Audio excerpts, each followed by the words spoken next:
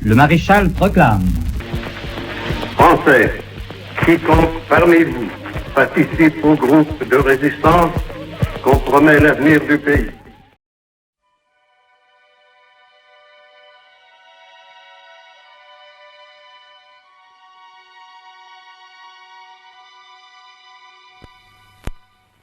Près de Chalon-sur-Saône, un attentat fait 18 morts, 32 blessés graves.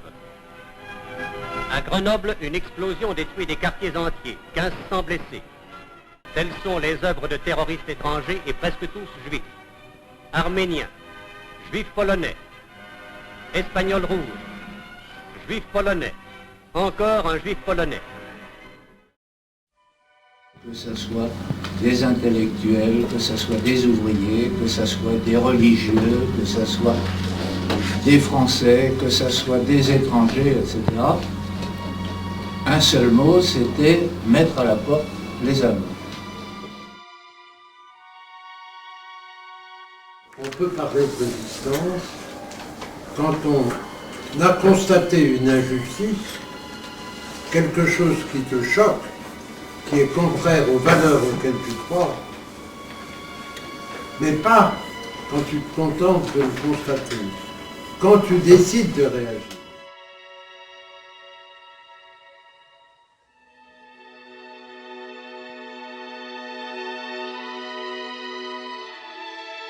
On luttait contre les nazis, contre la guerre. Avant d'être un partisan de la guerre, j'étais un partisan de la paix.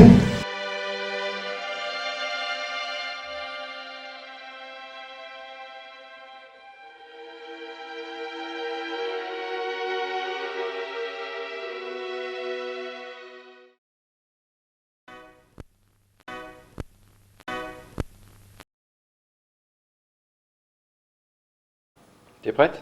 Non. Alors tu passes sur Sur Maurice Fingerswag. Ouais, Zweig. Swag. C'est comme si c'était un V. Swag. Si tu veux. Maurice Fingerswag. Fingerswag. Maurice Fingerswag.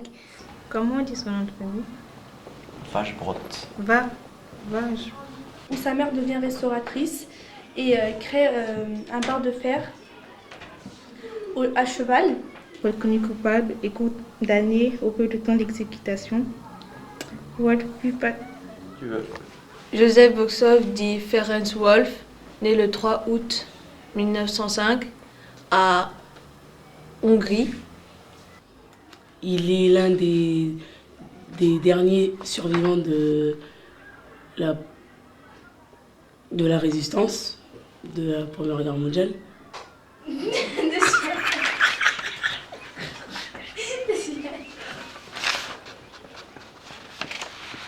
Mon Dieu, mais c'est pas possible.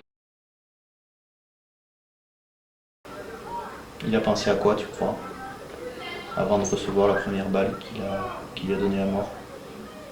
Il pensait à quoi à ce moment-là, tu crois? Un homme qui va mourir. À sa famille.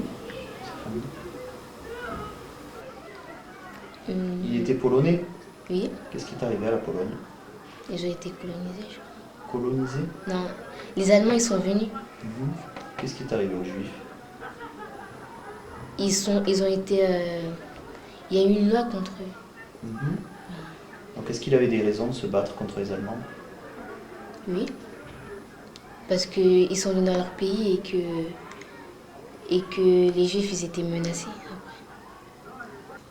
À ton avis, juste avant qu'on lui coupe la tête, elle a pensé à quoi? À sa fille et à la France. Et il fait partie des derniers survivants de la résistance de la Seconde Guerre mondiale.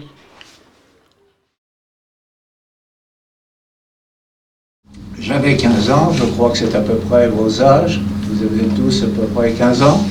Bon, à l'époque, on n'était pas en jean, on n'avait pas de basket, on était en culotte courte.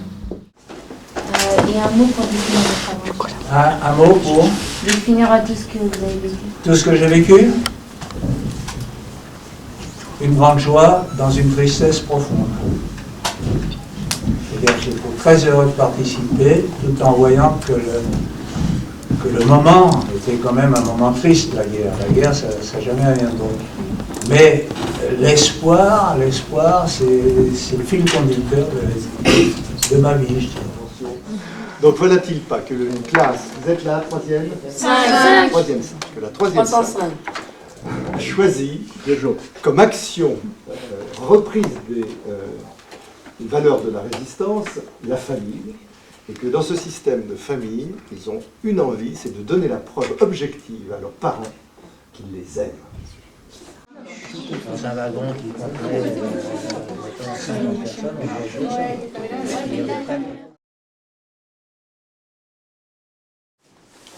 Bien, saca del cuaderno todo el material, el cuaderno de correspondencia también. El tema de la sesión de hoy es Celestino Alfonso. Aquí tenéis, chicos, una biografía de Celestino Alfonso, ¿de acuerdo? Es un poquito difícil porque hay mucho vocabulario, muchas informaciones. Ça, c'est à la fin, tu vois, quand il fait partie de... Et son entrée dans la résistance.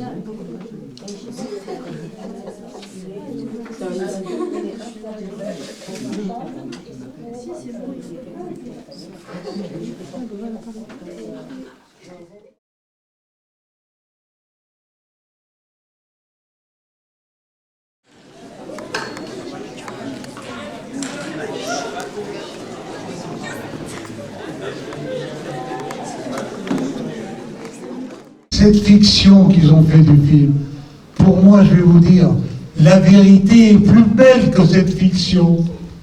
Ce romancé, il y avait beaucoup de choses à parler, au lieu de parler de cette Aguedikian. Évidemment, je ne peux que le remercier de ce qu'il a fait, mais quand même de ne pas assez parler d'Olga Banchik, ma camarade de liaison, celle qui a fait toutes les actions. Elle a été déportée, elle a été décapitée à l'âge. Manouchian, orphelin, autodidacte, a su tenir tête à l'armée la plus puissante du monde.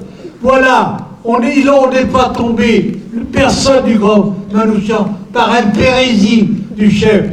On est tombé trahi par les infiltrés de la Gestapo des brigades spéciales. Voilà ce qu'était Manouchian, un admirateur de la Révolution française et aussi de la Révolution de Lénine, attention, pas de Staline, mais de Lénine.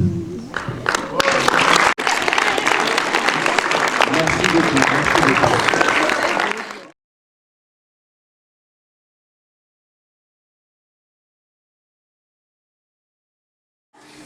Comment avez-vous connu l'histoire de Thomas Helek? Pourquoi j'ai choisi Thomas Helek plutôt qu'un autre? Alors, en fait, j'ai pas mal cherché. Bon, j'ai d'abord choisi, après avoir une petite réflexion quand même, de choisir un héros de la résistance, pour qu'il soit relativement proche dans le temps du jeune d'aujourd'hui. Et j'ai choisi entre autres Thomas Helek parce que c'était un résistant qui, lui, avait le courage de tuer. Ça me semblait important et intéressant. Monsieur le prêtre, lorsque vous avez rencontré Thomas Helek, est-ce qu'il savait qu'il allait se faire tuer? Tous savaient qu'ils allaient mourir, ils étaient tous amoureux.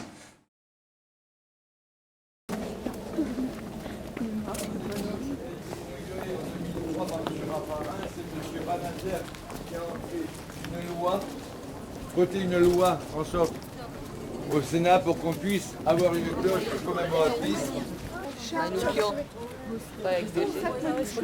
Et Rouxel, il y a mon personnage. Alfonso, il y a Boxer. Il y a Witchy, il y a mon deuxième personnage. Il y a Washbrock. Et où Marie? Je trouve pas mon personnage. Ouais, je l'ai vu, ouais. Tu cherches qui? Lui, c'est pas ça. Tu cherches qui? Bah, il est là. Washbrock.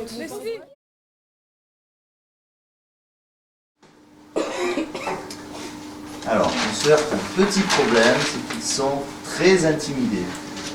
Mais non. Ah, il y a des questions qui arrivent. Ils font semblant d'être intimidés par politesse. Racontez-nous votre première rencontre avec Jean-Louis. Notre première rencontre avec Jean-Louis. Donc, Comment va-t-on faire pour se reconnaître? Quelqu'un a une idée? Allez, une idée. Que moi je vous pose. Comment se reconnaît-on? Là-bas. Vous marchez, vous dites Rex. Vous marchez et vous l'appelez. En disant Rex, Rex. Et alors, il y a un policier dans le coin qui répond tout de suite. C'est pas une bonne idée, ton idée. Diaka? Votre tenue vestimentaire. Hein? Votre tenue vestimentaire. Tenue vestimentaire, impossible. Tous les vêtements sont... Il faut des tickets pour acheter les vêtements. Et puis lui vient de Londres. Alors, impossible. On peut pas. Antoine? Un sifflement, une chanson. Toi, t'es pas très loin de la vérité. T'as déjà fait de la clandestinité? Bon, je vais vous dire la vérité.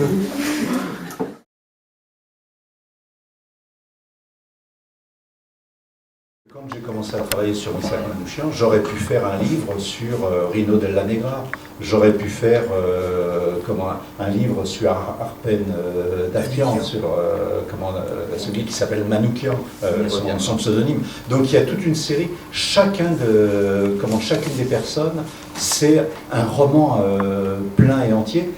Et sans oublier les femmes, on cite Olga Banchik, mais il y a Christina Boiko, moi j'ai rencontré Inés Tunsi, qui était l'agent de liaison de Rino Della Negra. Donc il y aurait des dizaines et des dizaines de romans à faire, de recherches, pour arriver à faire quelque chose qui approche de ce qui s'est réellement passé. Je crois qu'on n'en est véritablement qu'au début de la connaissance de tout ce qui s'est passé autour du groupe, des détachements commandés par Misak Manouchian. Comment un poète, quelqu'un qui veut dire la beauté du monde, comment quelqu'un qui veut dire la beauté du monde, à un moment est conduit à prendre une arme et à tuer. Comment le passage se fait? Ça, c'est une question vraiment importante.